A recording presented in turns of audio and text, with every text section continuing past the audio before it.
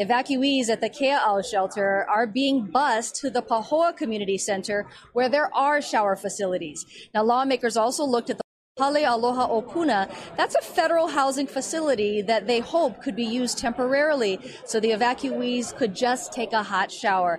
Now, it's been 2 weeks, almost 2 weeks, since those evacuees have been living in tents, and they just say they're hoping for some kind of relief. Now, right now, lawmakers are also looking into the possibility, or hoping for possibility, of getting access to those homes so the residents can actually go back to their homes again, once more. And they're also talking the possibility of a special session so that funding could come up. But right now, it's too hard to plan because it's clear that this event is not over yet. Reporting live from Pahoa, Mahealani Richardson, Hawaii News Now. Mahel, we just learned today that all 60,000 gallons of pentane gas have been removed from the Pu'u geothermal venture plant. What are you hearing from residents about that removal, and do they feel this eliminates the lava threat, or do they still have safety concerns? Well, the residents that I've talked to said they definitely have safety concerns. I talked to some residents who live near PGV, and even though they weren't evacuated at some point, they said they just don't want to go back. There's other people who believe what PGV says, but others say they don't believe it. Guys?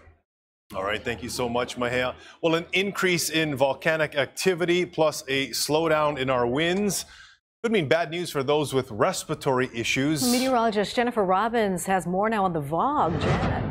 It's not a good combination at all when we see those winds really becoming light on Hawaii Island. Here's the latest VOG model, and you can see dispersed over the entire island as we go into the next 24 hours. What you see in red there, very unhealthy levels, and we're seeing carbon dioxide, also CO2, and unhealthy VOG levels continue. Let's take a quick look at the winds here. The winds will be slowing down as we head into the next several days, and that could mean VOG spreading towards the west as we go into your Friday. And here it is for you. The VOG model does extend some of that VOG, so for sensitive levels, if you're sensitive to those groups, it looks like from Maui County all the way to the Gathering Place, even to the Garden Isle, we could see some haze in the forecast as we head into Friday. But big improvements for the rest of us for Saturday, Sunday, and Monday, and that's because the trade winds will be returning. I'll have more on that coming up soon. Danielle? About this right before 5 o'clock, the complete closure of the H1 in the westbound, Evabound direction, westbound, right here from the Makakilo overpass down to the Campbell Industrial Park exit, that overpass in the distance.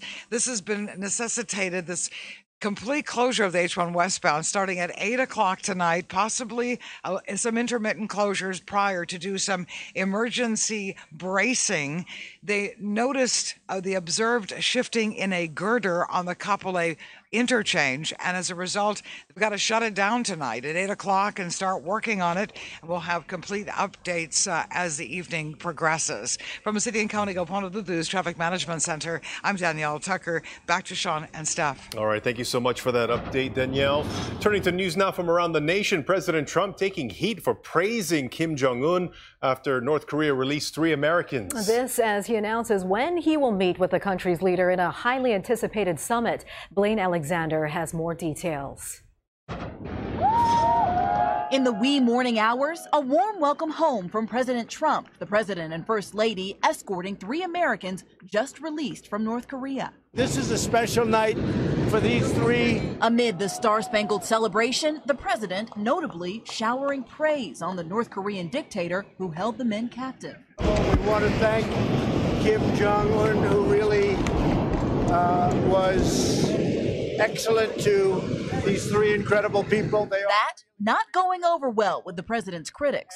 We can't be fooled into giving the North Korean regime credit for returning Americans that never should have been detained in the first place.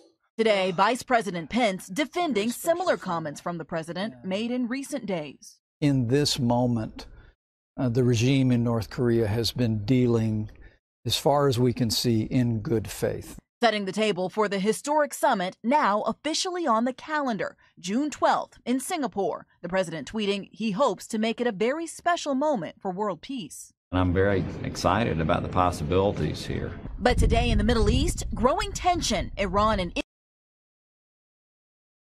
Another concern about a possibility of an explosion from Halima'u and all the lava is explosions at Puna Geothermal Venture, the power plant close to the lava breakouts on the northeast side of Leilani Estates. And that's housing tens of thousands of gallons of flammable gas that still hasn't been removed. Today, Governor David Ige said if PGV doesn't act fast to remove the hazard, the state may step in and take action itself. Bridget Namata has more. Puna Geothermal Venture's location is in the lower East Rift Zone and very close to the lava breakouts.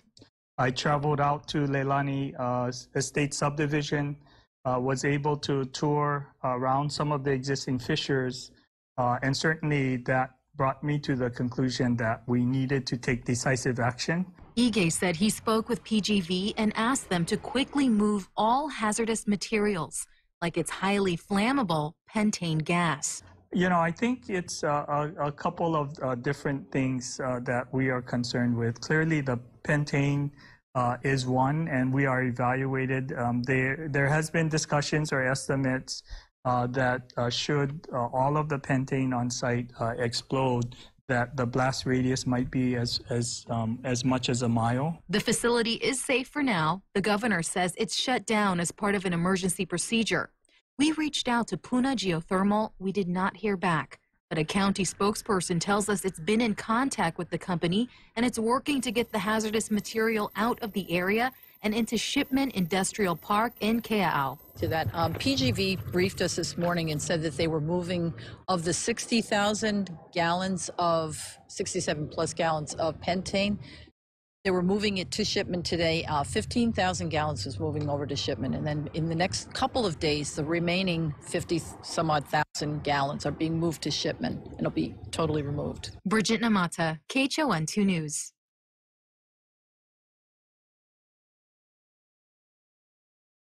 From the KHON 2 News, this is a special report.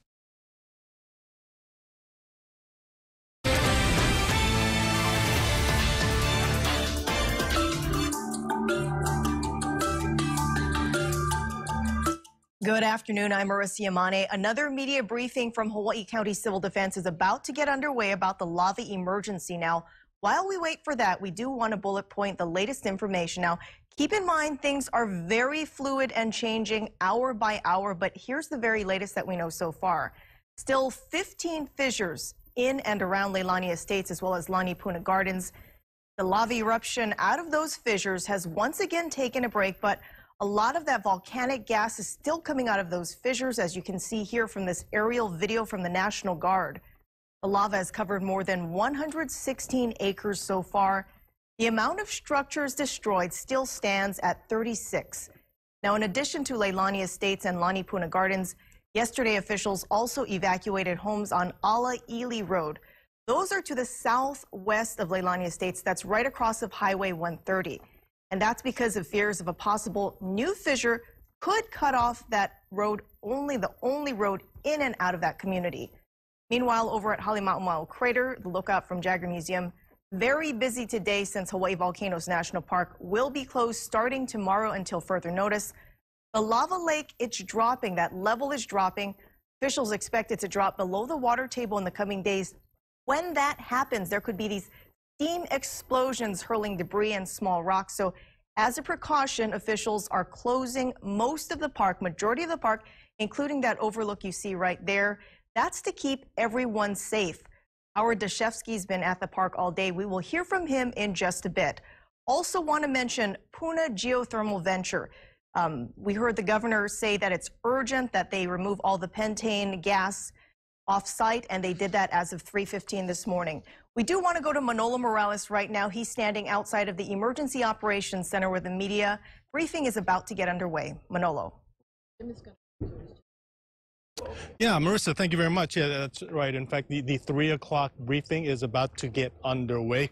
The Hawaii County Civil Defense Administrator Thomas Magno will be giving that, as well as Jim Kawaikawa, the geophysicist with the USGS, and you know, so certainly getting some updates with evacuations, with seismic activity that's been reoccurring, and in fact, we just got word a little bit earlier that there was an earthquake. We don't know how big that is yet, but so certainly ask questions about that. Ask for updates with the evacuation on Ala-Ili Road, as well as what else happens next with Puna geothermal venture, as far as whether all the safety concerns have been addressed. So we will talk to them about that. In the meantime, also here at Civil Defense is where lawmakers stopped by as they sort of went through a whole lot of places here over in Hilo as well as Pahoa. They came here and met with the officials here, as well as Mayor Harry Kim, and they got a really good briefing on what is going on, both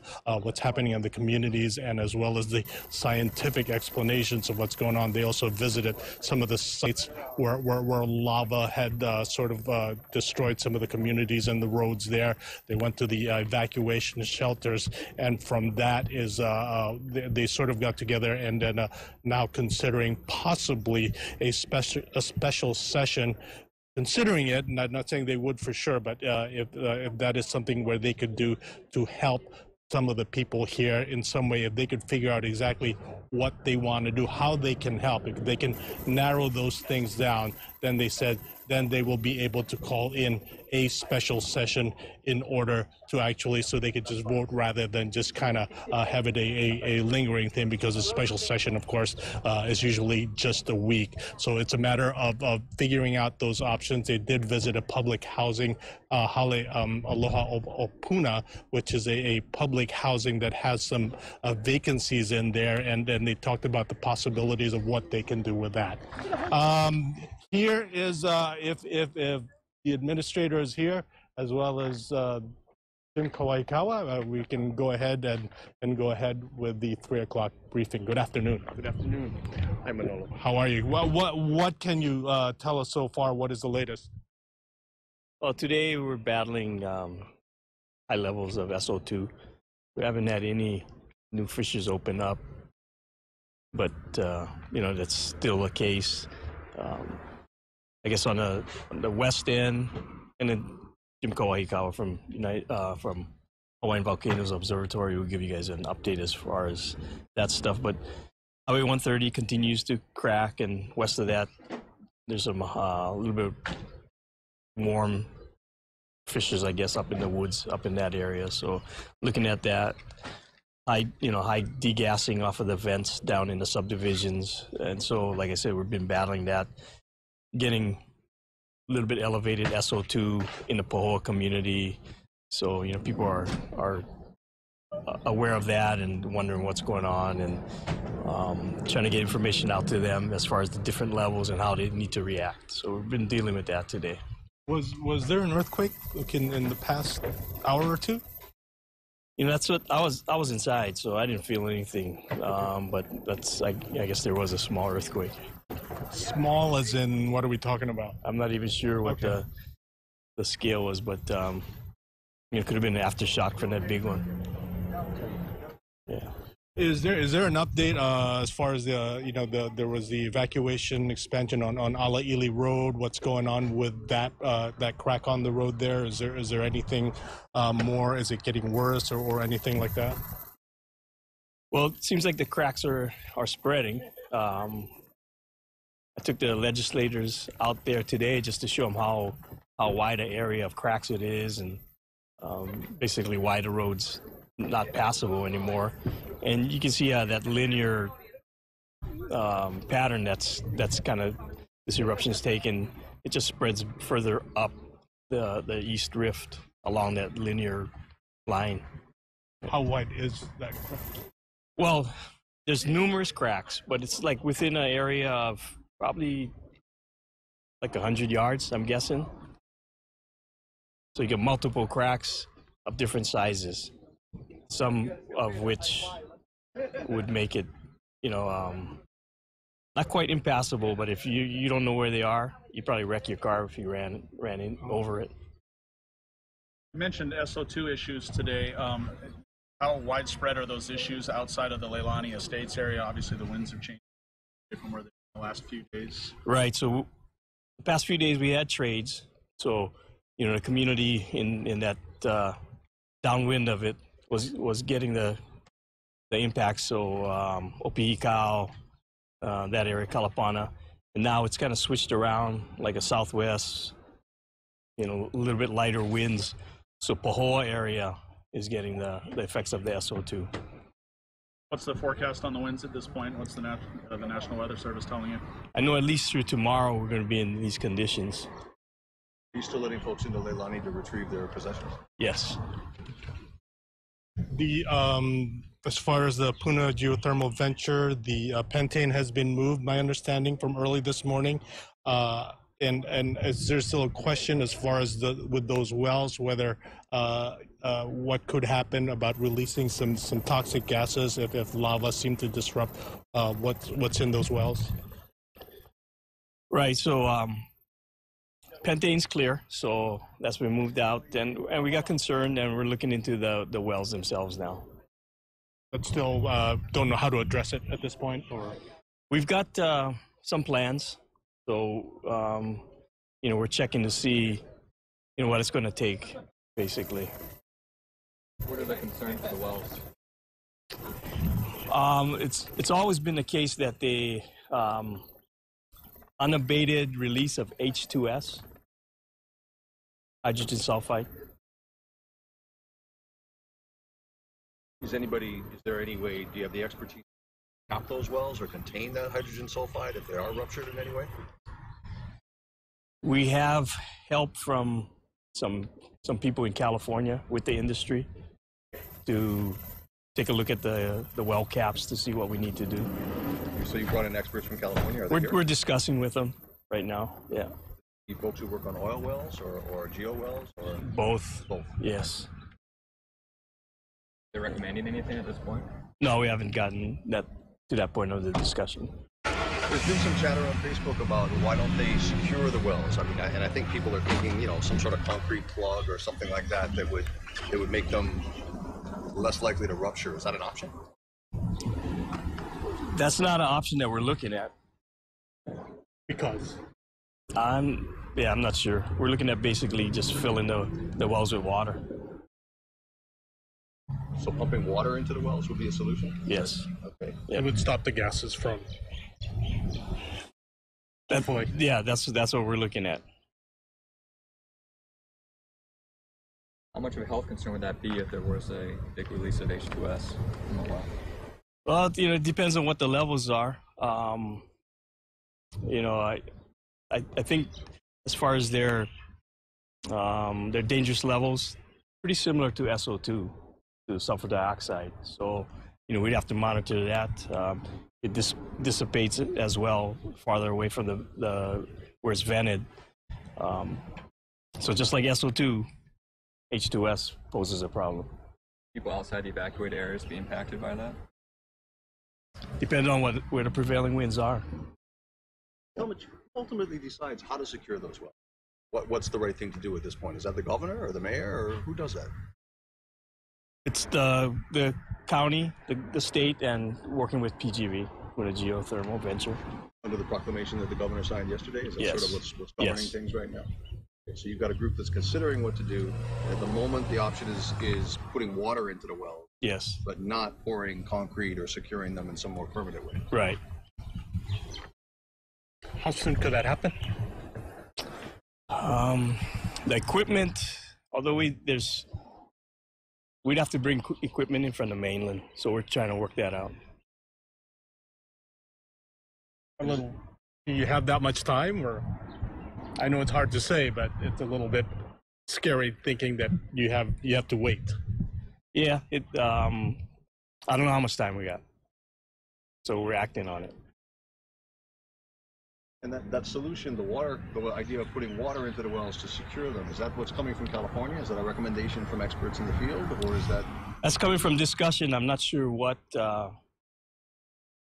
It's within the group, so I wasn't part of that discussion, but I was just informed that that's what we're pursuing.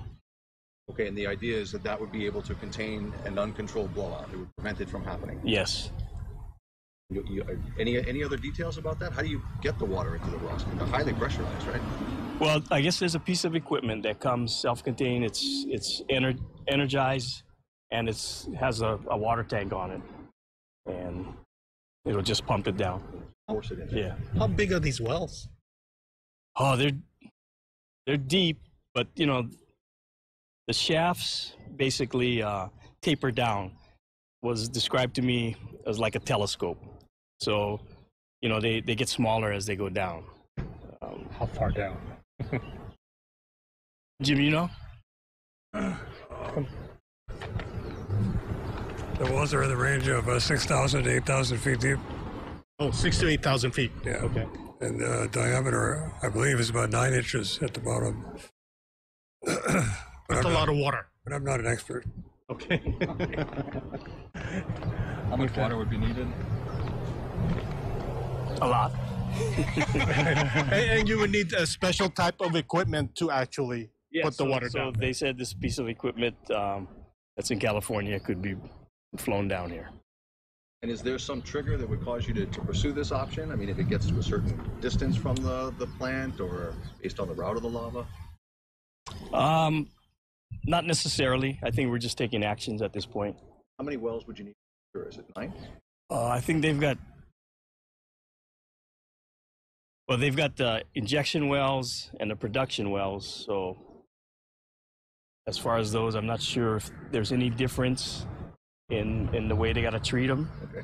Or so I'm not sure of the exact number. How long could their release last for? As long as there's gas down there. So is this solution going to happen in a matter of days, a matter of weeks, or what are you looking at? As far as you're saying, getting the equipment in and...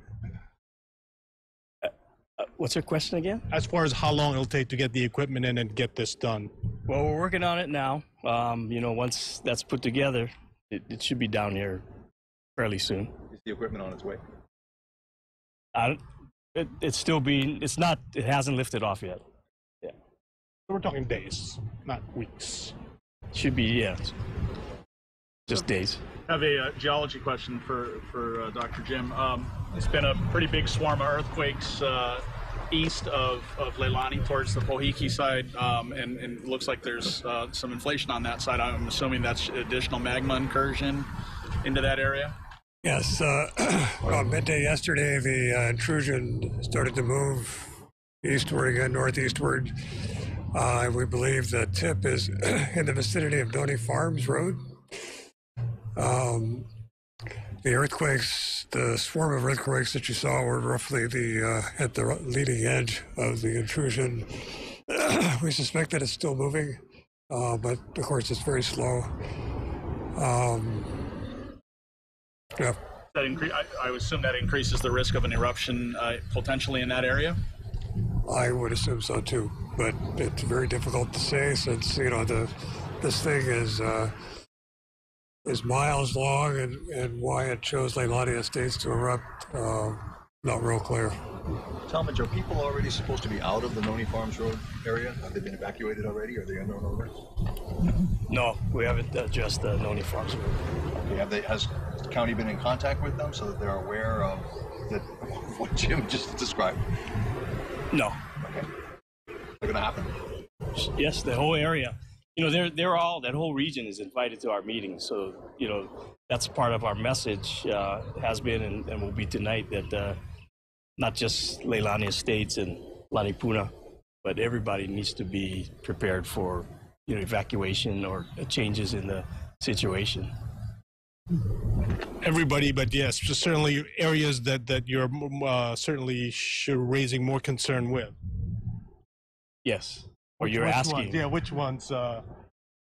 Pretty much from, let's see, Cape Kumukahi, you know, all the way, that would be south to Kalapana. Any idea what the population figures are in those areas at this point? People that potentially are impacted if you have to evacuate all of those areas? Yeah, I think the census was probably less than 2,000. Any additional ground cracks in the area or at PGV? I think there's more ground cracking off the 130 area, and nothing reported at PGV. We're talking upper red. Yes. So today it's kind of status quo. You got 15 vents, none of them pushing out lava, all of them to one degree or another pushing out fumes. Yeah. Is that right? We're at 15 fissures still, but as Tel said, the area to the west of Highway 130 has been acting up over the last 24, 36 hours. So we have two areas of steaming. They seem to be expanding into Highway 130 itself, and the roads just look high of Highway 130. But so far, no. There is SO2 coming out. They're warm, but no lava so far.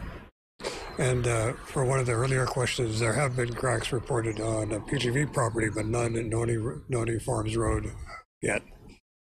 Those are new cracks at PGV. In PGV, depends on what you define by new, but yeah, they've. I know that one of them appeared in the last 2 days. So, as far as the lava lake, that's supposed to reach that level, the water table, at the summit. Is it tomorrow? The timetable is still where you see it? Difficult to say because we can no longer see the lake, and so we are tracking its descent by indirect means.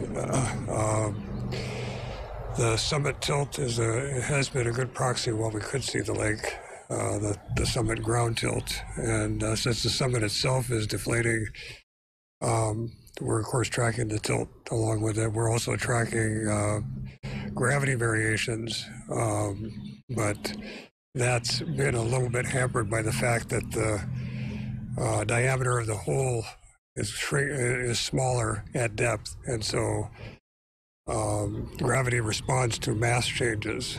And so if the conduit is a couple hundred yards in diameter up at the top, 1 meter or 1 yard of lava will have more mass than 1 yard of lava where the diameter is half that, and etc. So if you're tracking gravity, it's going to appear to slow down, but in fact the mass difference, the mass change is the one that's slowing gravity down. It's not necessarily the level. Okay.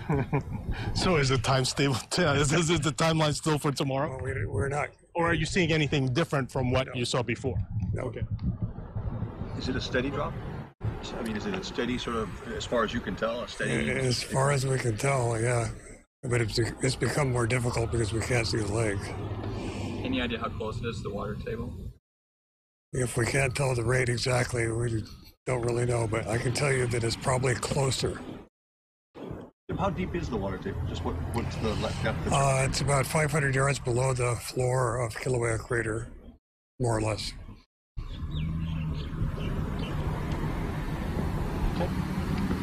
You mentioned gas in Pahoa. What kind of readings? Just over 1 point per million. 1 point per million, yeah. Which on its own is already dangerous if you're in that area. Correct, or? It's, two sensitive groups. Yeah, healthy people, it'll be all right. So you're not telling people to take additional precautions because of that, or? Yeah, so like the schools, we told them shelter in place. Is DOH was going to put out some air quality monitors. Has that been completed already? Yes, they have. And they're bringing in some more. So for the local schools, air quality monitors are there already? Yes. And also the evacuation shelter, yeah? Yes. A number of years ago when we had an SO2 issue, I want to think maybe it was 2008, somewhere around that, there was a lot of modeling that was publicly available about plume tracking and SO2 tracking. Is that still available, or is that publicly available at this point? It's still available via the website ivhhn.org/fog. And in fact, I think they've added the Leilani Estates source. Just to keep it up to date. Out of the ordinary to you? I mean, as we talked about yesterday, you've been tracking this volcano for years. Anything that is completely surprised you as to how it's acted and completely different than what you would have forecast or modeled, or uncertainty is sort of par for the course? Uncertainty is par for the course. That's a good way to put it. It's always due. That is the latest here at the Hawaii County Civil Defense from the administrator, Talmadge Magno, as well as Dr. Jim Kawaikawa. Among the things they addressed, there's still some concerns with Puna geothermal venture and what to do with those wells, whether probably what they're looking at is putting or filling it with water to sort of prevent gases from leaking out if lava were to reach those wells. Marissa, over to you. Thank you so much, Manolo. Hawaii Volcano's National Park will close starting tomorrow because of a threat of a steam explosion. Howard Dashevsky's been at the park all day and has the latest. Howard. Hey, aloha, Marissa. We're here at the overlook of the Jagger Museum looking at the Halima'uma'u crater. And actually, for the first time in a long time, in about an hour, we could actually see the majority of the crater and some of the steam rising up. The event that has been going on for several days continues. And the big ash plume event that we saw yesterday, well, there's still an ash event, although nothing compared to what we saw yesterday. The problem is there is an expectation that something is going to happen. And so for that reason, the park will be closed tonight at 10 o'clock. I want to bring in Jessica Farrakane, who is the spokesperson for the Hawaii Volcanoes National Park. Jessica, I know the very last thing in the world that you folks ever want to do is shut down the park, because this is one of the greatest living experiments in the world that you love to share with people. Yeah, closing the park is one of the worst things that we have to do as park managers to keep people safe, but it's not worth keeping it open. If something does happen, we are actually in sort of a ground zero area right here, so we don't want anybody to get hurt. Of course, back in 1924, the last time there was a large steam type of an explosion, rocks the size of cars came billowing out. I know you wouldn't expect that here, but even up here, you'd be rained on with pebbles or marble-sized rocks and ash. That wouldn't be fun. No, that would not be fun at all. And not only that, we are anticipating winds from the south. So not only do we have potential of ash and rocks falling from the sky and hammering the observation deck here, but we also have SO2 fumes now coming in to add to the mix. So not a fun place to be, and that's why we're closing. Okay, so the specific details about the closure, the times? Yeah, so tonight when we close at 10 o'clock, that will be it until further notice here at Kilauea. Our Kahuku unit will remain open, but here the main attraction at Kilauea Summit, we are closing down. All right, thank you very much, Jessica Farrakane from the Hawaiian Volcanoes National Park. Of course, that also means that the housing, the military camp, anybody who was checked in there is now going to be checking out, because once again, the expectation is that something is going to happen.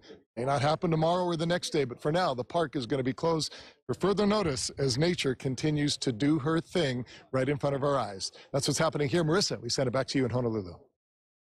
Howard, thank you. And as she mentioned, the changing winds, that's not only affecting that Jagger Museum overlook, but also SO2 levels tracked as well as in Pahoa. So we have that plus a swarm of earthquakes continuing. Our Justin Cruz has been tracking both of those things and joins us with more. Justin. Well, Marissa, we're still seeing over 100 earthquakes per day and in swarms as well.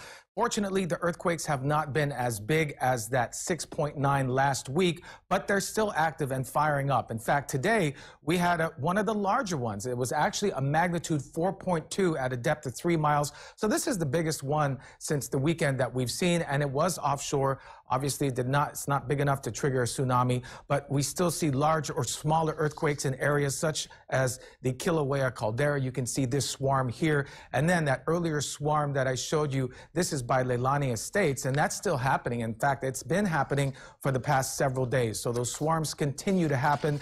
Again, they're mostly magnitude 1s and 2s, maybe the occasional 3s, but the ground is still shaking in this area. I want to talk about the winds right now. This is the current wind situation. We're seeing a bit of a southeasterly wind over the Big Island and some easterlies for the rest of the state. Now, when we have trade winds, most of the time, our prevailing wind, that wind pushes the VOG plume away and over the open ocean. But when we get a wind direction that we have right now and tomorrow, which are southeasterlies or maybe some easterlies, some of that VOG and the SO2 concentration can spread to the Big Island. And if we had more days of southeasterlies, that VOG plume would start to swing up to the rest of the state.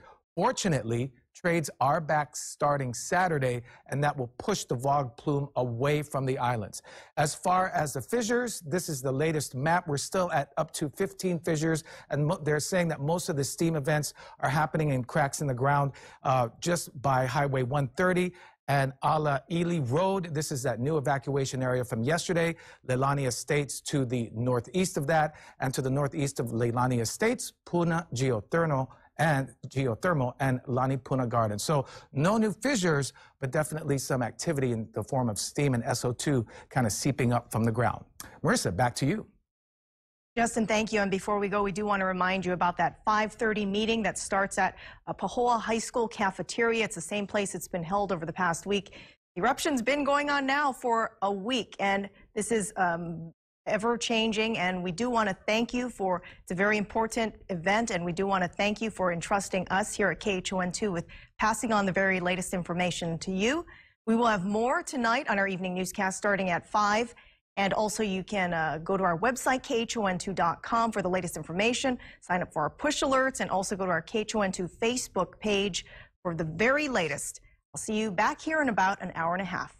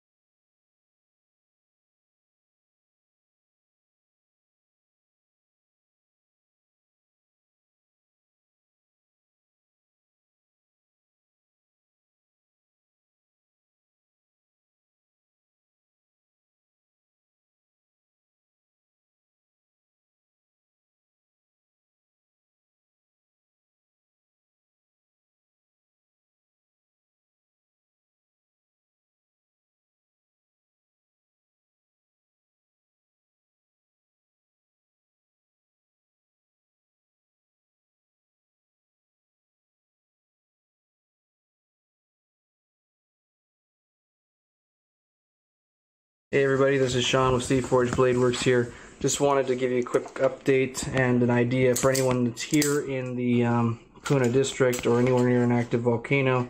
Right now we have a situation where the air quality is suffering, although it's actually improving right now. After the sun came up, the winds are kind of blowing some of the stuff out, but it got me working up some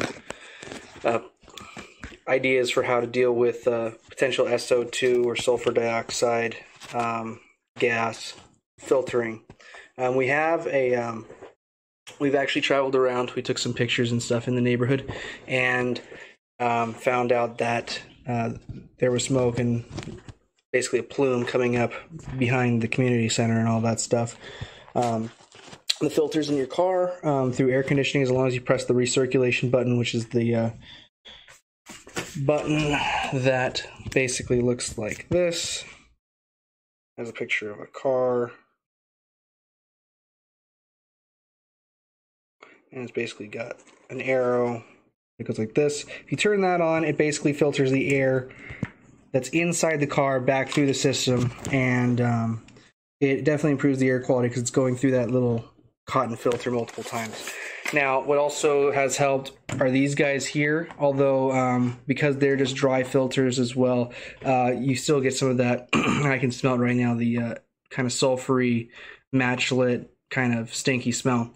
So these help, but not everyone has these. They're kind of expensive. This is like a $40 thing. This is like an $80 to, $500 thing, depending on the quality of it. Mine's cheap. But people usually have this around, the rags. We've got baking soda, and this is just wood ash that I got out of our my forge. The black stuff is, impurities and stuff, and it's not pure, but basically what this is lye.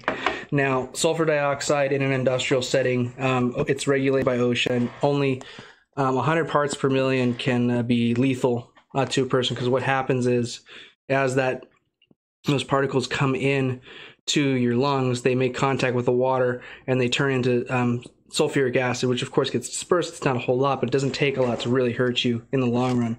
So people usually don't necessarily have that on hand. They might have rags on hand. What I've done is, all you need to do this to make your own volcanic gas mask. And this is, I'm pretty engineering savvy, but I'm not a professional engineer. I am not a chemist. I am not a government paid scientist, but at the same time, we haven't heard from them in 15 hours, which is a little upsetting. There's been no updates on civil defense or anything in that time. So take this as it is. If you think you're going to need this, the only thing that it might happen is it's very basic solution. If you have it on your skin too long, it might cause irritation. So keep that in mind. Wash it off after you take it off. This is just an emergency plan here. I'm not a doctor. So if you think this will help you, I'm glad I could help. Besides from that, lye and baking soda, or basically unrefined lye and baking soda. You take that, you put it in some water, mix it up into a solution, and when you take your finger out, you'll know you got it right. Or at least you know that it's more effective because you got a slipperiness to it like soap would. When you're just going to take your rag and make sure that it's big and clean, you just dip it in there. You squeeze out the moisture so it's just damp, because you still need to breathe through this.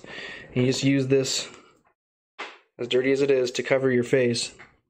And it should be okay. It'll help a little bit with capturing some of that sulfur dioxide, and it'll neutralize any of the acidity to it. It smells like a fire, but might help. Anyway, guys, Sean O'Hanlon, Forge Blade Works. Best luck to all you out there. Stay safe.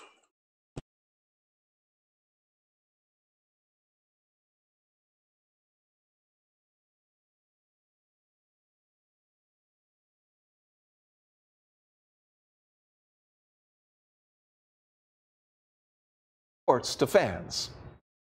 Aloha. He might be most recognizable these days from his local connection segments, but Blangiardi's own connection to Hawaii started long ago, when he suited up for the Rainbow Warrior football team back in the 1960s. He then transitioned into coaching the team and even served as a defensive coordinator and associate head coach under Larry Price, but his biggest contribution came when he stepped away from the sidelines. And I understood first and foremost the grassroots appeal, if you will, of UH sports throughout the entire state. In 1984, Blangiardi helped make the University of Hawaii one of the first colleges in the country with a television station dedicated to airing the school's athletic contests. I felt the pride people have had in the success when we were generating success. Our ability sometimes as an underdog to beat some storied opponent, if you will, and what that meant and how that permeated everything. If we could take that was really untapped and put it on television and share it with a lot of people. While Coach B achieved more and more success as a television executive, his passion for the Rainbow Warriors never faded. As the general manager here at Hawaii News Now, he helped create the Nakoa Bowl, which raised thousands of dollars for the Bows, and even served as the executive director of Aha Hui Koa Anui Nui. Something as far as like 4K digital cameras around Halimau, or what things are excited maybe never had before. Justin, what is your affiliation, please? The radio station, The Wave, at 92 FM in Hilo. Thank you. I think that question is probably best answered by Tina Neal or Kyle Anderson. Why don't you go ahead? Okay. Yeah, this is Kyle Anderson, USGS. There are actually a number of really new techniques that we're excited about. I'll just highlight one here today. As I think many of you are aware, as the lava lake has drained further and further from site, it is actually, so what we measure the distance to the lake surface with laser rangefinders. And as it gets further and further down, those laser rangefinders don't work anymore. However, we have a technique called structure from motion. So what our scientists have done is they take a thermal camera that's sensitive to the ground surface and fly around the summit in a helicopter. From the series of images that they take, they can actually build a three-dimensional model of the vent. That's actually really fantastic. We have a very nice three-dimensional model of Kilauea's conduit right now. And that also allows us to say something about the depth of the lava surface, even though we can't get it with the laser rangefinders. So that, in fact, our most recent measurement, as Tina mentioned earlier, on May 8th, came from that technique. So that's one that I am quite excited about, although there are certainly many others to. Thank you. Wes, do you want to add any kind of response to that from other geophysical perspectives? I think for us seismologists, the most exciting thing is really the application of new techniques to the sets that have been forming out there that have been recording for the past several years. And so that's something that we've been really interested in, is just using some of these new techniques that have come up the past several years and goes to the situation that we have right now. I'll further Kyle's suggestion with another thing that I find really fascinating, and that is the use of thermal cameras to build a mosaic of the fissure system. I think that's a really interesting application of thermal imagery, and in this case, not to build a thermal model, but to give us a really good sense of what the dimensions of the fissures are and the orientation of those fissures.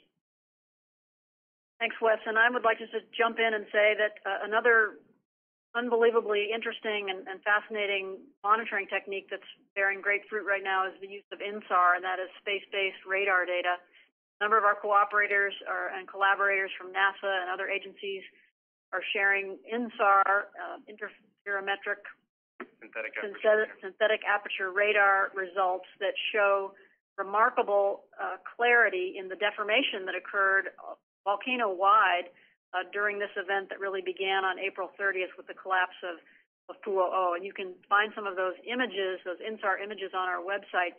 They basically show the areas of significant deflation at the volcano and also areas that inflate as magma moves through the system. So We also have, as you mentioned, 4K cameras that have been applied down at the fissure eruptions, trying to capture the eruption of these pyroclasts and better understand the physical properties of magma as it's floating out of the ground.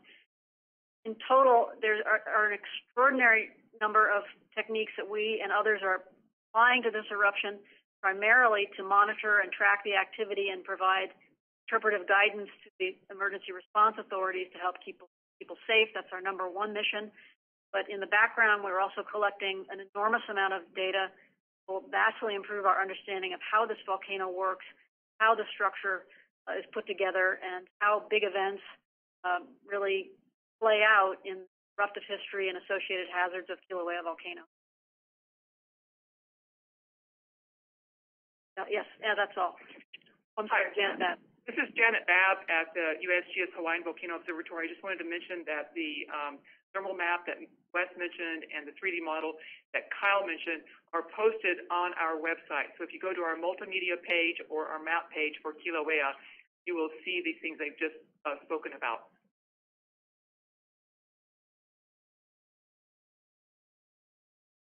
The next question in the queue is from Michael Phillips with Weather Boy Weather. Your line is now open.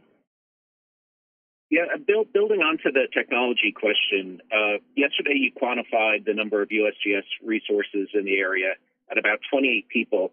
Could you quantify the amount of equipment out in the field that's working to record and measure things?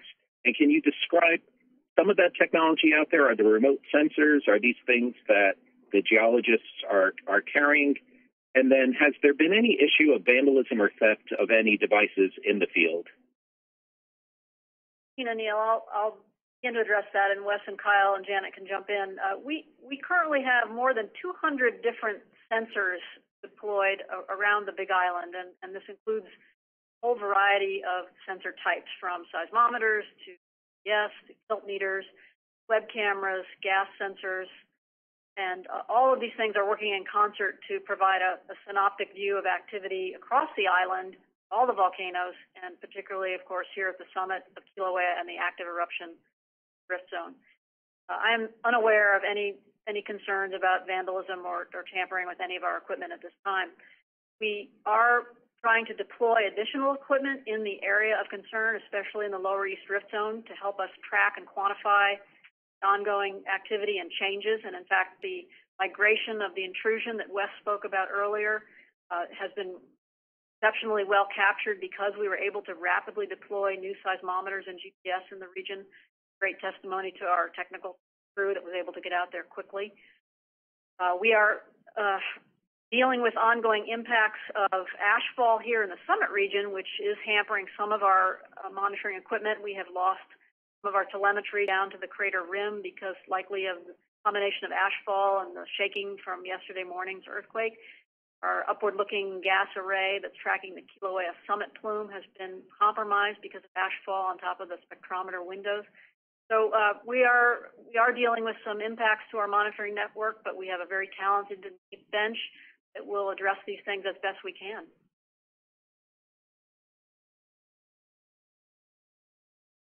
The next question is from Steve Gorman with Reuters News. Your line is now open. Yeah, hi. I wanted to ask you about, so this geothermal plant is no longer poses a kind of a chemical, hazardous chemical threat. Now they've moved this, I think it's called the pentane gas, out of the site. But I guess that also means the plant itself has been effectively shut down. It's no longer in operation, and I would assume it still is in the potential path, or still in potential harm's way. With this plant no longer being in operation, as I assume it's not, what does that mean in terms of the region's power supplies? Is it causing any kind of problem for providing needed energy for residents and companies in the region? This is Tina Neal. I'm afraid we can't answer that question. That would probably be best directed to the Hawaii Electric Light Company and/or Civil Defense.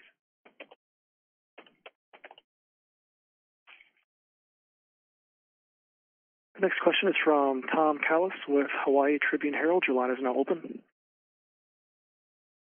Yes, thank you. I just want to ask about if there have been any more steam cracks seen away from Leilani today. As of 8 o'clock this morning, my understanding was that there were steaming cracks to the west of Highway 130.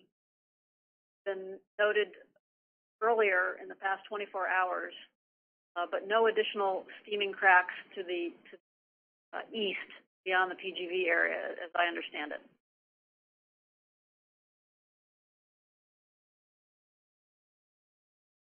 The next question is from Peter Matulovich, independent producer. Your line is now open. Thanks again for taking my question. You mentioned Leilani, and I think there were like 36 homes that were destroyed the last time I checked, or something like that. Are there further neighborhoods and more homes that are possibly at risk? This is Leslie Gordon. I think that is a question, again, that we can't answer very well, and Hawaii County Civil Defense can perhaps answer that question. I think you're right that as of yesterday, Civil Defense said that there were 36 structures destroyed, and of those 36 structures, I think about 26 of them were people's homes. But any more information since yesterday, I think you should call the County Civil Defense folks.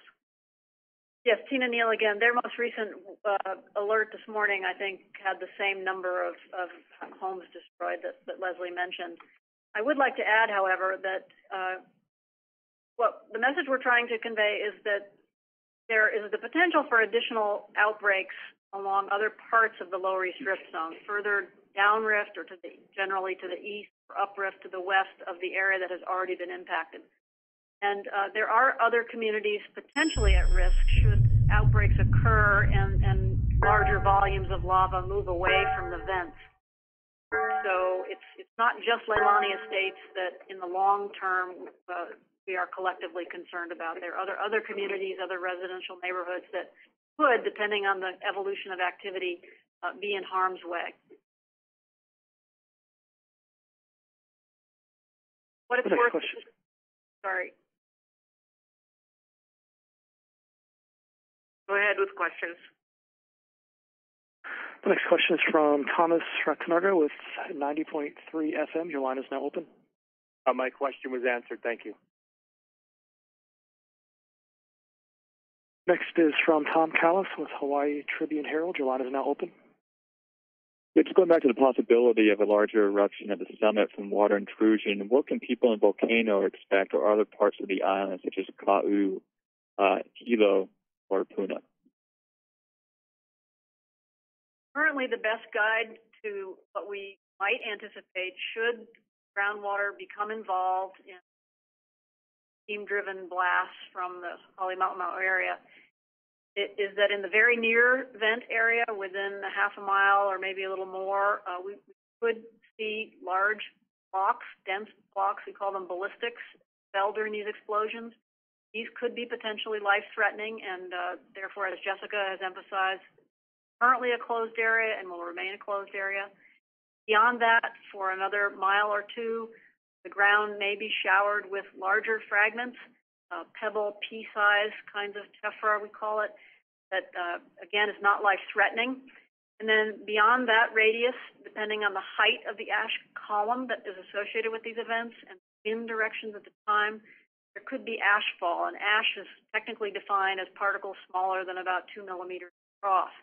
So these are smaller particles that, again, do not pose a life-threatening situation. They're a nuisance, and they can have impacts on infrastructure in a variety of ways.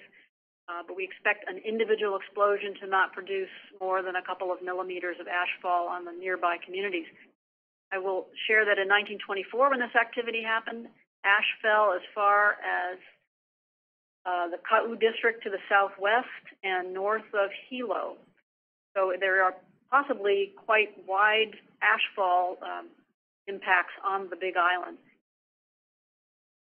And this is Janet Babb. I would just like to add that at a meeting last night, Don Swanson showed some graphics about the distribution of material that could be erupted. The presentations last night were recorded. They're available on Big Island Video News as well as Naleo TV.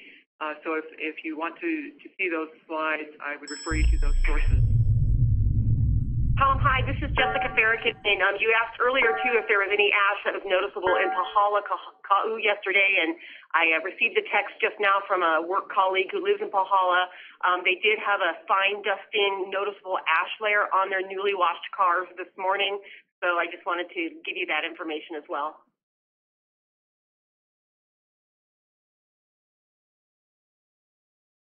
And I'm showing no further questions at this time. All right. Thank you very much. If there are no further questions, I just have a couple of reminders of resources for reporters before we say goodbye. First of all, always check the most up-to-date information on websites. That's the Hawaiian Volcano Observatory website, the Hawaii Volcanoes National Park website, and the Hawaii County Civil Defense website. Those URLs and links are in the media advisory that was sent to everybody last night, and I think it was just sent out again during this call, so please check it. Another link that is in that email that was just sent out during this call is, in addition to these 11 a.m. telephone briefings, we are trying to record a daily video update, just a minute update. That also is posted online, and the link is in the email you received. So it's available for reporters. It's all in the public domain. If you want to capture sound bites, video clips, please do so. We only ask that you give us credit for it. If you, for some reason, are not on our mailing list and you didn't receive this, please contact me, Leslie Gordon. My email is lgordon@usgs.gov. Other than that, if there's no more questions, I'll just say goodbye until tomorrow morning at 11 o'clock. We'll do another update. This concludes today's call. Thank you for your participation. You may disconnect at this time.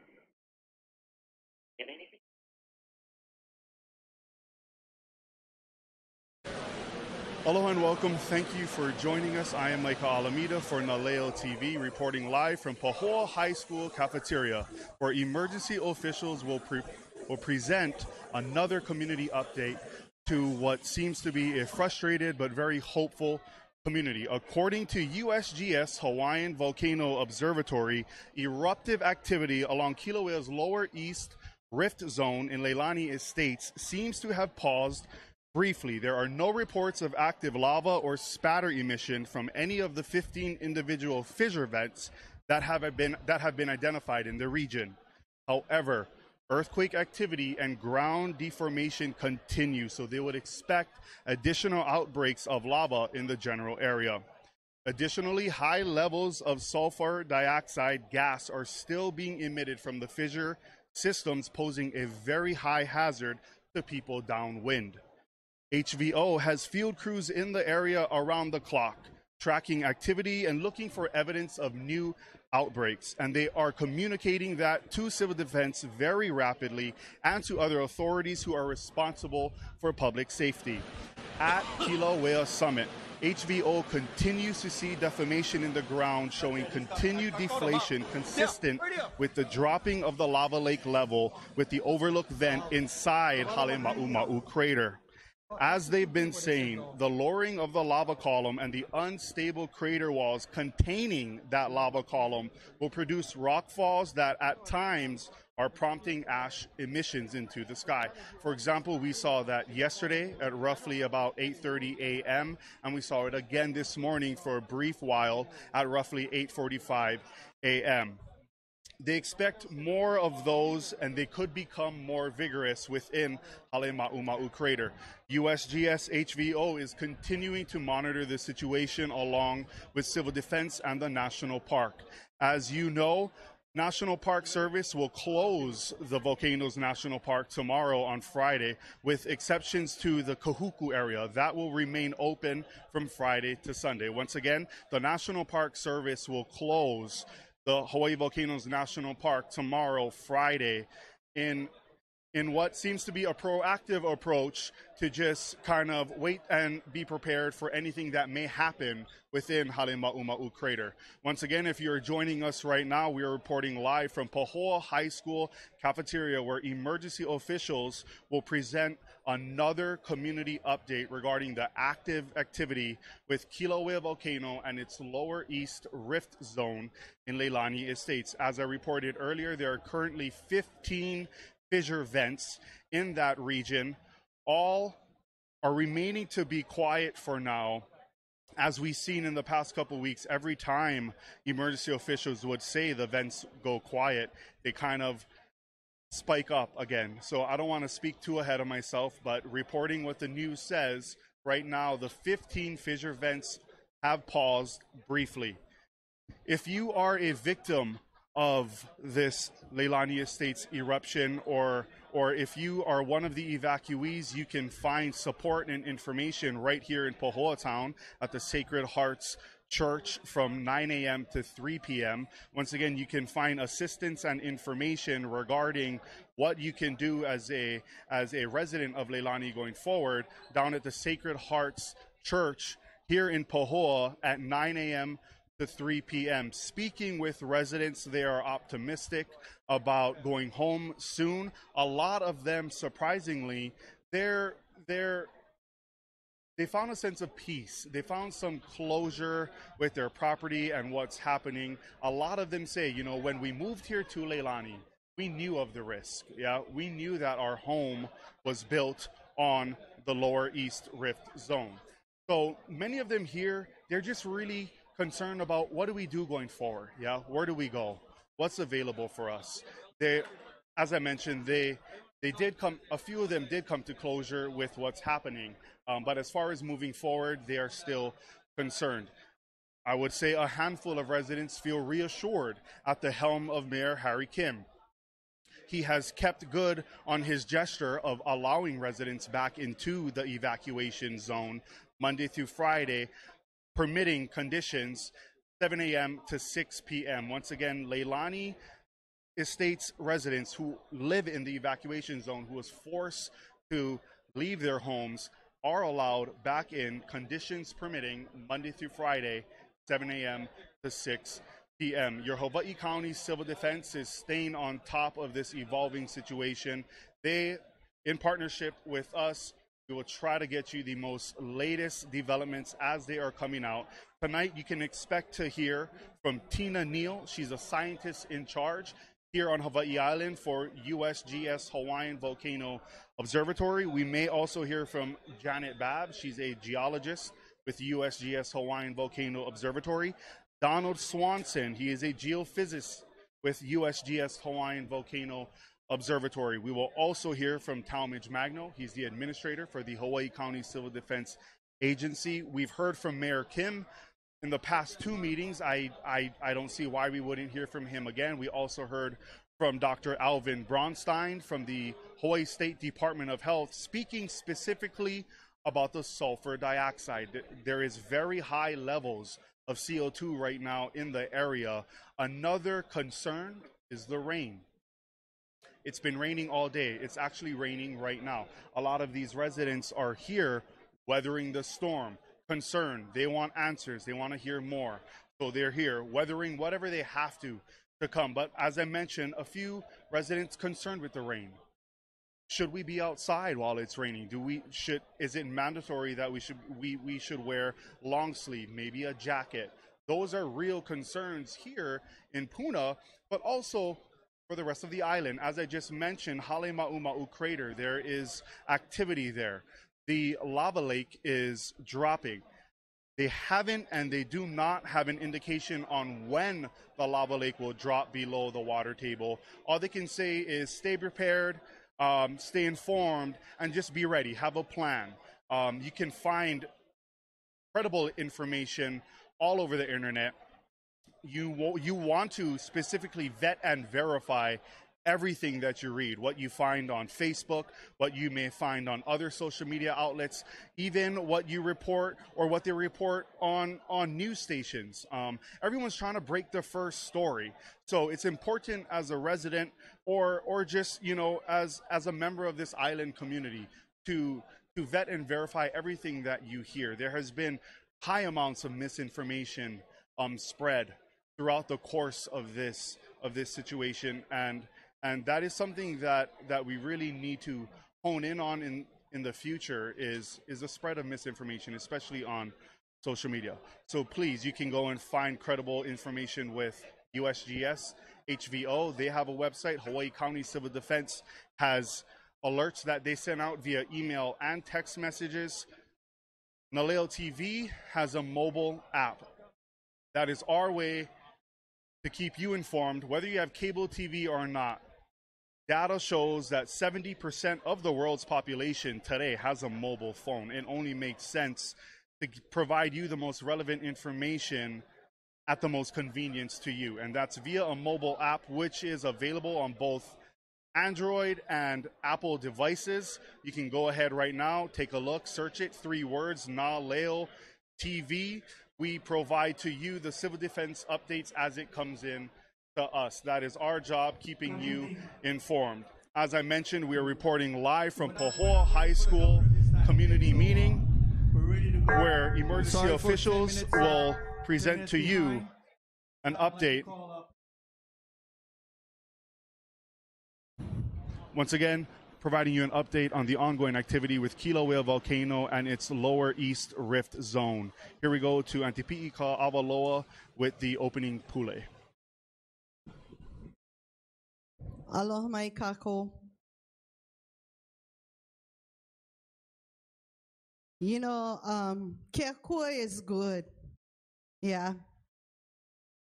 And when I look at what has been going on with the ua, we cannot grumble because the ua subsides the lava, goes into the cracks.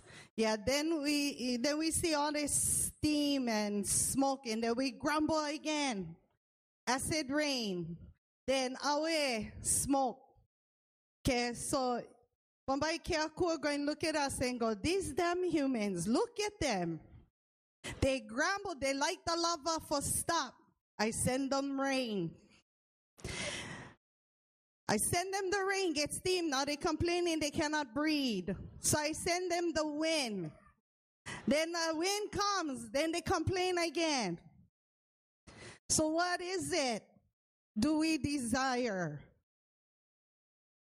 Okay? I know what we need is to get our families now situated.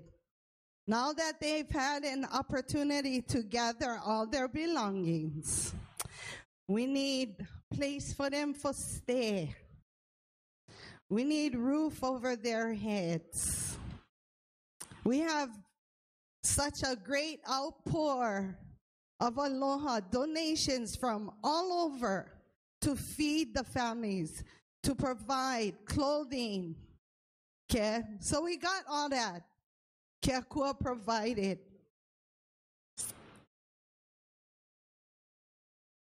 So now we pray that we can find foundation again. Kalapana, 30 years the family waited to move back home, and many of them couldn't wait. So they had to find their hale someplace else. So I hope that this situation doesn't last 30 years, that we can find a place for everybody, wherever that may be. And that's what my pule is going to be for tonight. That the agencies, that the people here, that this is what we need. We need bulldozers. We need AINA. We need low interest loans. We need to help the kupuna who financially cannot afford to rebuild So we need to find them that place within the community. So let us all join together and ask for these things to happen. Epulekako. Au he oi e Jehova e koma koa kua. Kea kua I hana I kalania me ka honua me na mea pau. Kea kua I haawi mai a mākou ka ike ka naawao ka makau kau. Heavenly Father, we come together as a community. And as we work and collaborate together, we ask that you reach out across the seas. Let the word be known that our families are in need of homes, property, finances that will allow them to rebuild. Touch the hearts of those that can help in these different areas. We ask that you shower your blessings upon those that have been giving of themselves, providing for our community, reaching out, helping in whatever way they can. We ask that you restore what they have given. We ask that you continue to provide us the knowledge, the wisdom, the understanding, compassion for one another.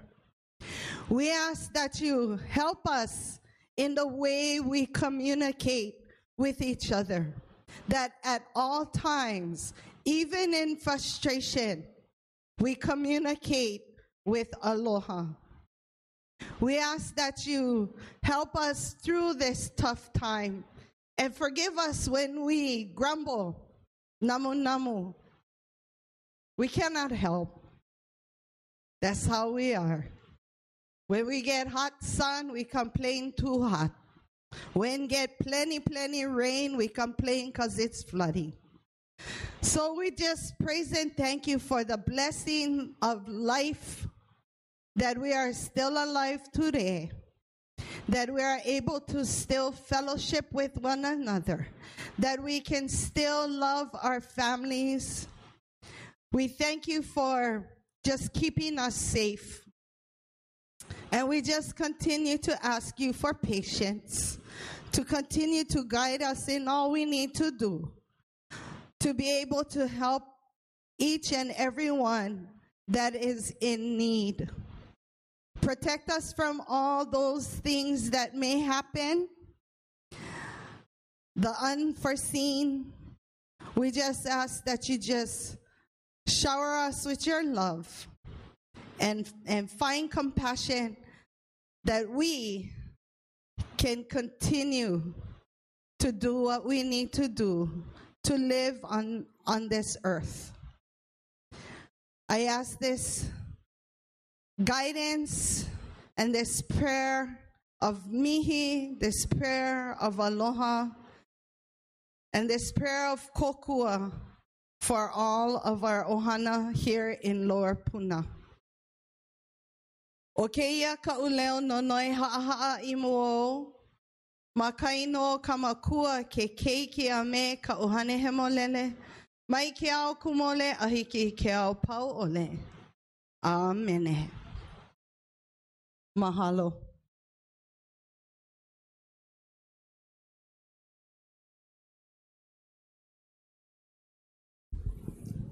Thank you, Pili. Thank you, Pili. At this time, I'd like to ask Mayor Kim to give his address to all of you. Mayor.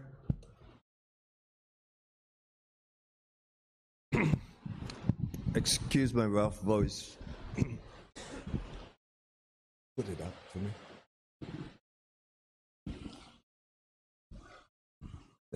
It's been a quiet day and a good day. Hopefully it lasts and gets better.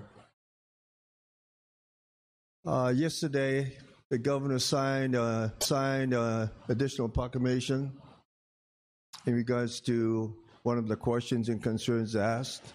And I was waiting for the guy that we placed in charge of that, Mr. Tom Travis. I don't know if you guys, oh, there he is. His real job is the head of the state HAIMA, State Civil Defense, if you want to use that term. Some of you in Puna know him because he used to live here in Wawa.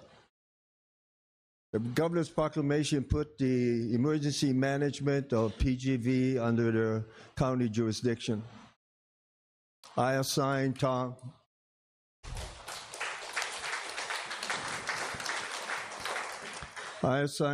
two missions, working with whoever he wants, including calling in resources from the mainland to address certain concerns that we have as well as you do. PGV is part of the resource we will use. They were given a deadline yesterday in regards to when that Pantane will be completely removed here. And I'm glad to say that PGV notified me that at 3:15 this morning, all Pantane has been secured out of this area.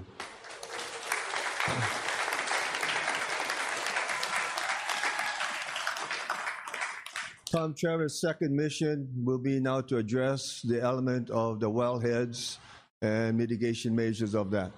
So he and I go way back, and we were thinking of how ironic it is of his past and my past, and now we both working together in this mission here. Before I go on my right, I understand there's a camera. They introduced themselves from CBS, and they were questioning me about you and your hardship and the difficulty of what you're going through and how you go through this and how is it going. And I told them egotistically, first of all, on the response side, I cannot ask for a better group of people to work with us, from federal to state to county. You need to talk closer to the mic. Okay, I got you. And I'll tell you, you got a great group of people working for you, and we'll be there until it's all power. I told a CBS guy, because he was in wonderment of the way you act, the way you handle things, and regardless how tragic this is, because this isn't like a storm, a winter or summer, or a tsunami or earthquake. You can't go back and just clean it up with a broom. And it is the wonderment of the people we work with, the people you are. Outside of that, I said, we will take this over your damn winter storms.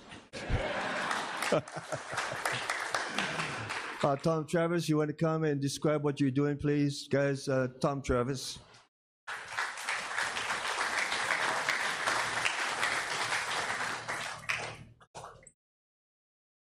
As Mayor Kim said,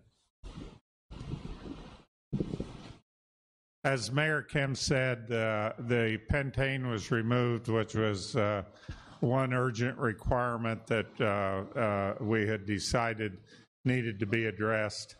I just returned from PGV. There are several other, there's a list of hazardous material and hazards that remain at PGV, and I'm working with plant management at PGV to address each and every one of those.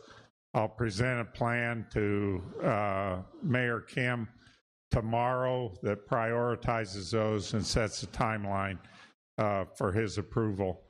Finally, sometime next week, we're hoping to have experts on wellheads, experts on hydrogen sulfide, and experts on lava flow get together and review the risk of a volcanic intrusion into Puna geothermal venture and make recommendations on how to mitigate that risk.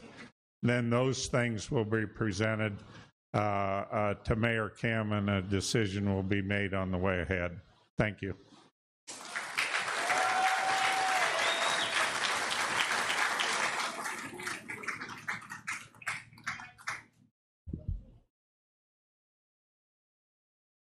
Good evening. Good evening. Can you guys hear me? Okay. For those first attending, I'm Talmadge Magno, Civil Defense Administrator. So I'll go over what's been happening and start with the evacuation status. What we're going to do also tonight, we'll take questions later, but as you can look around the room, you'll see signs, and the resources attached to those signs, they'll be available. So if you got questions pertaining to those topics, take them to the individual experts.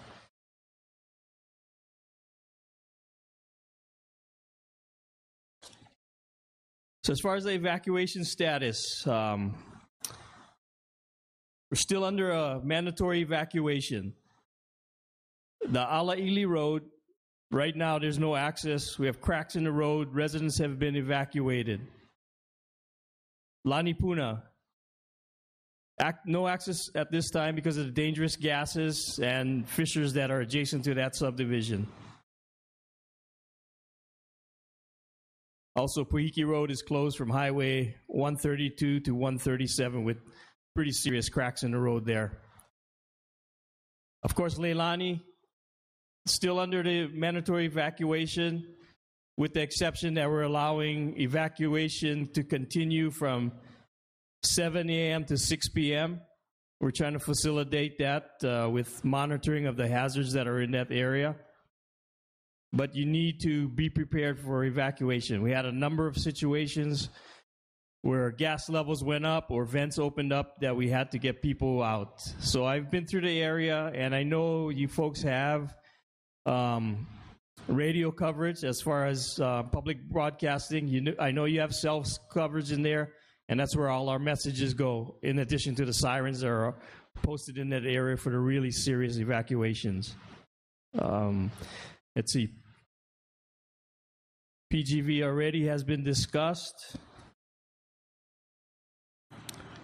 So the topic of Railroad Avenue has come up.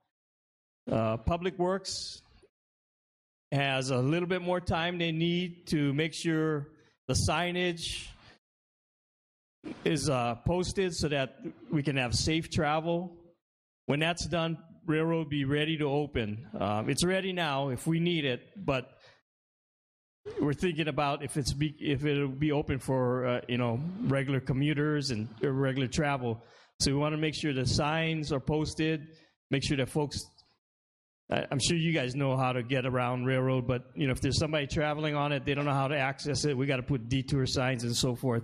So that's going to be finished, should be finished by tomorrow, and that'll be ready. But right at this time, there's no need for it. There's no evacuation that needs to take place on railroad. We still got 130 from Pahoa out of Pahoa or into Pahoa, so that's intact. So there's no need for railroad.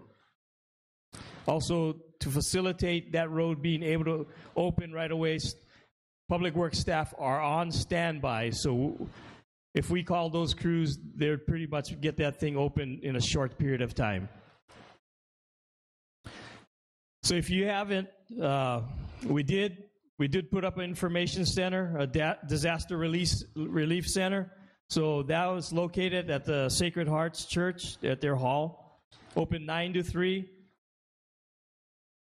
And I'll just go over the list of what's available there. In case you haven't taken advantage of the services there, this is what's available. For seniors, the County of Hawaii Office of Aging is there for your needs, all the different services that are available through them. For food, Salvation Army and the food basket is there. Medical and health, we have Hui Malama Oiwi Nui and the State Department of Health. For housing needs, Neighborhood Place of Puna, County of Hawaii, UHH dormitories, also Airbnb is represented there, and Hope Services of Hawaii. For counseling, any mental health or spiritual issues or needs, Big Island Substance Abuse Council, State Department of Health. And I don't know what these acronyms mean. AMHD, CHAMD. Sorry, I'll get those cleared up next time. There's also Child and Family Services, Bodacious Women, Catholic Charities, and that's where you go to get your placards if you haven't got them to access Leilani.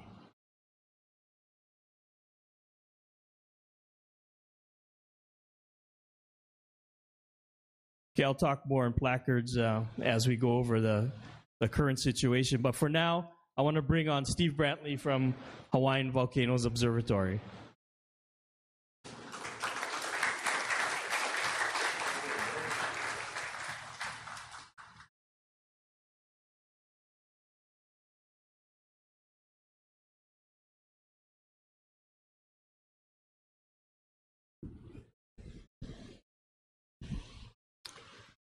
Good evening. Thank you for coming out tonight. I'm going to try to keep my comments to about 10 minutes and review some of the events of the past 24 hours, and then end with a cutaway view of the volcano to hopefully give you an idea of what we think is going on and how the magma has moved as an intrusion into the lower part of the East Rift Zone. So we'll see how this goes.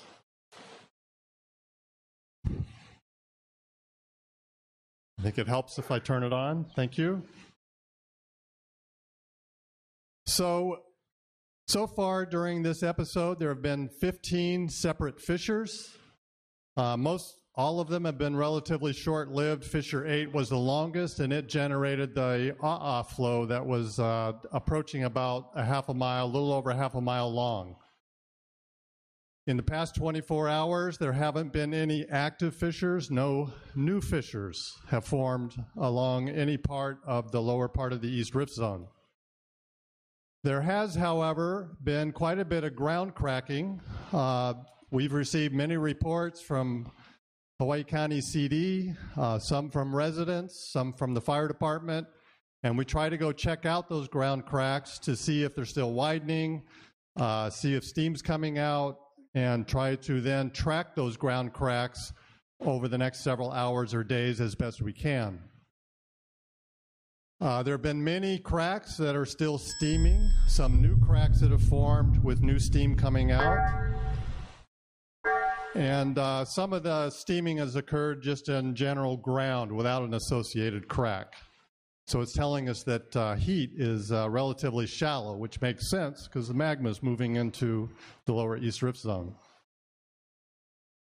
Yesterday afternoon, late morning, early afternoon, we have evidence that the magma intrusion started again.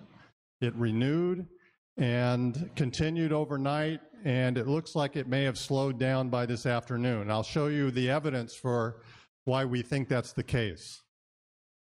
And final message is that because the intrusion is still active, earthquakes are still occurring, we still think there's a good possibility of additional eruptive activity at the surface.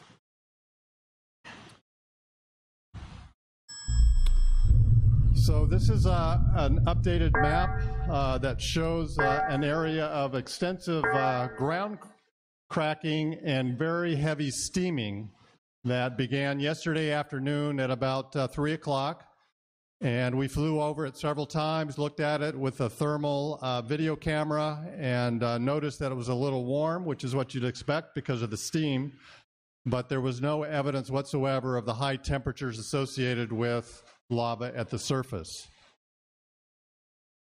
We have found additional ground cracks in this area along Ali'i Ili Road and also down in this area.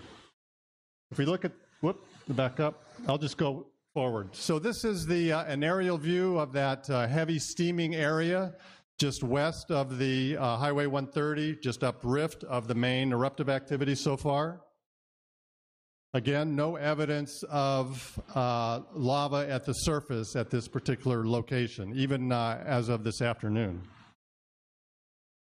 Here's another section along Highway 130 where there's a bit of steaming. This is a new site of steaming here.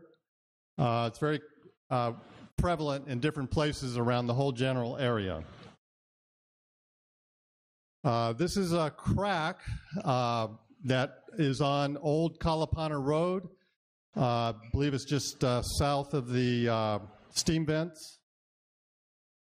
I might have that a little wrong, but this crack widened and it also offset vertically a little bit. And so this is, again, very common features associated with magma that has moved itself down below our feet. This is a map showing the lower East Rift Zone area. Here's Leilani Estates and Kapoho Cone, Green Lake. So this shows the earthquake locations of the past 24 hours. We've been able to locate them very well in the past day or two because of the generosity of landowners that have allowed us to install new seismic stations. And we were able to set up the radio telemetry back to the observatory. And so that's allowing us to locate those earthquakes much more precisely. And yesterday afternoon, there began an increase in the number of earthquakes occurring in this area. This is only a small fraction of the actual earthquakes that occurred there. These are the earthquakes that we were able to locate well using the various software that the seismologists use to analyze the signals. If you just look at the so-called paper record, this is what the past 24 hours looks like at a station just to the north of Pu'u Honua'ulu. And I mentioned that yesterday afternoon is when we think the intrusion began again in that area. This is the peak earthquake activity. You can see, let me back up and explain. Each of these lines represents, I think it's 15 minutes of time. So each of these little ticks down here is 1 minute in time. And so the top of the chart begins at about 3:45 yesterday afternoon. And when I printed it out, it stopped at 3:15 this afternoon. And all the little squiggles you hear, most of these squiggles are individual small earthquakes. Most of them are less than a magnitude 1. The ones that we located are a little larger because we have more stations that allows us to pinpoint those stations. And so you can see that just visually, the more dense blue there of the writing of the earthquakes up here means the earthquake activity is more frequent. More earthquakes are occurring per minute. And actually, in those cases, we're starting to see a little bit of tremor also in that area. But you notice that it tailed off, and nothing happened at the surface except for ground cracking. So at the same site, we have a GPS receiver. So it's just alongside the highway there. And that GPS receiver began to move yesterday morning at about 10:30, and we can see that by this plot. So this is printed out from this afternoon, about 3 o'clock. This is yesterday at about 3 o'clock. Yesterday at about 10:30 in the morning. These are units here in millimeters. And so between this point of time when it began to move, the site was displaced a little over 20 centimeters, so about 8 inches. Doesn't sound like a lot, but that's a considerable amount of displacement in a short period of time.